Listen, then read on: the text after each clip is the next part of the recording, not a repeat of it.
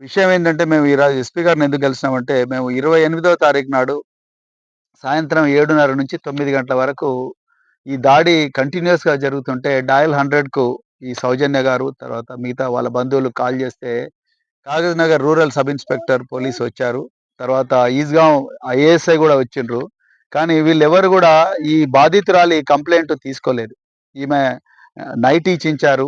తర్వాత ఈమె బంగారం గొలుసు అంటే మంగళసూత్రం గుంజుకున్నారు. ఆమె మొబైల్ ఫోన్ గుంజుకున్నారు. ఇవన్నీ రికార్డ్ చేస్తుంటే, ఇవన్నీ చెప్పినా గూడా రాతపూర్వకంగా కంప్లెయింట్ ఇచ్చినా కూడా ఈమె కంప్లెయింట్ తీసుకోకుండా మరుసటి రోజు మళ్ళీ అంటే నిన్న ఉదయం ఎస్ఐ గారు గూడా వచ్చిండ్రు. వచ్చి మొత్తం ఎంక్వైరీ చేసుకున్నారు.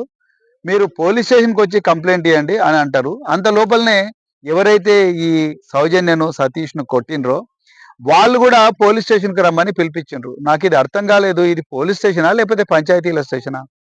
పోలీస్ స్టేషన్‌లలో బాధితులకు న్యాయం జరగాలి. అంతే తప్ప నిందితుల మీద సానుభూతి ఎక్కడి నుంచొస్తుంది పోలీసులకు, స్థానిక పోలీసులకు. సో, ఆ విషయం మీద మరి మేము ఉన్నతాధికారులకు చెప్పాలని జెప్పేసి ఈరోజు గౌరవ ఎస్పీ శ్రీమతి నితికా పంత్ గారి దగ్గరికి మేము వచ్చినాం. పోలీస్ స్టేషన్ అంటే బాధితులకు అండగా ఉండాలి. నిందితులకు అండగా గాదు గదా! నిందితులకు ఇక్కడ కొండంత అండగా ఉండి, వాళ్ళు మీరిద్దరు కలిసి కూర్చొని మాట్లాడుకోండి అనే స్థాయికి పోలీసోళ్ళు వచ్చిండ్రంటే ఇక ఎక్కడుంది న్యాయం? ఈ నిందితులు మామూలోళ్ళు గాదు. గతంలో ఫారెస్ట్ రేంజ్ ఆఫీసర్‌ను పట్టపగలే చట్టం అంటే భయం లేకుండా దాడి జేసినోళ్ళు.